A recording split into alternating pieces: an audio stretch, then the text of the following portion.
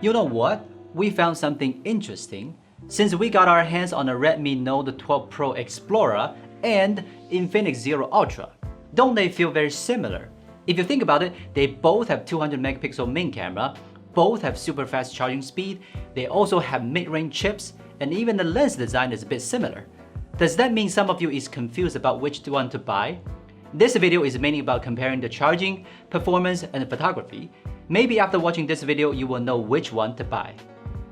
The Note 12 Pro Explorer and the Zero Ultra both charge at over 150 watt, especially the 12 Pro Explorer at 210 watt. I think it's hard to visualize how mind-blowing fast it is by just giving you a graph. So I decided to plug them in first and wait until the end of this video, and then we will see how much juice they will have at last. This way, you will be able to experience just how fast they can charge. Although the Note 12 Pro uses MediaTek's latest Dimensity 1080, the review video of 12 Pro doesn't show that it's much better than the Zero Ultra's Dimensity 920, and so it is.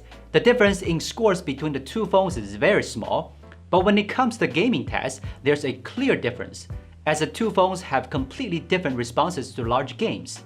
Since the chips are not as powerful, we chose medium graphics. Note 12 Pro Explorer tends to release all the power, so its average of FPS is a little higher than Zero Ultra, but the cost is a more power consumption, and with the smaller battery, the difference in this part with the Zero Ultra is 3%. So all things considered, these two phones perform about the same in terms of performance, so their performance will not sway your purchase choice. Their camera systems are equally interesting. They both have pros and cons, but they are also completely different. For example, the Zero Ultra's main camera algorithm likes to add a sharpening effect that makes the image very messy.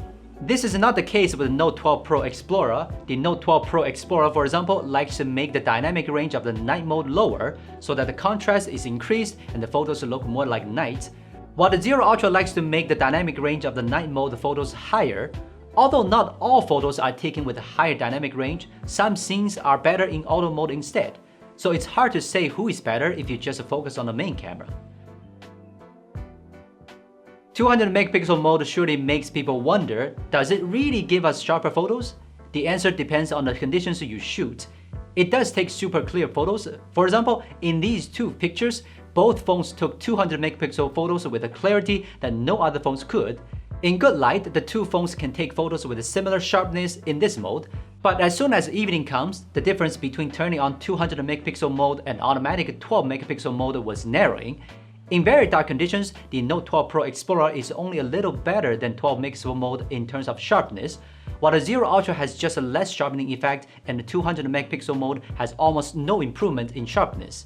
And the size of 200 megapixel photos is 7 to 10 times bigger than 12 megapixel photos, so I think it's usually better to use automatic mode. 200 megapixel mode is more like a gimmick. Coming to the ultra-wide angle camera part, I must say that Zero Ultra is the overall winner. The samples shoot by auto mode are about the same, but in fact, Zero Ultra has more detail and a better noise control than the Note 12 Pro Explorer. What's really great about Zero Ultra is the night view mode. Whether the exposure, dynamic range, or clarity is much better than Note 12 Pro Explorer. If you're a fan of ultra-wide angle lenses, then you must try the Zero Ultra's ultra-wide angle camera. Both phones can record 4K 30fps video without EIS, so the footage looks shaky. If you switch back to 1080p 30fps, the EIS is back. And the Zero Ultra has less image crop, so it doesn't look as stable as the Note 12 Pro Explorer.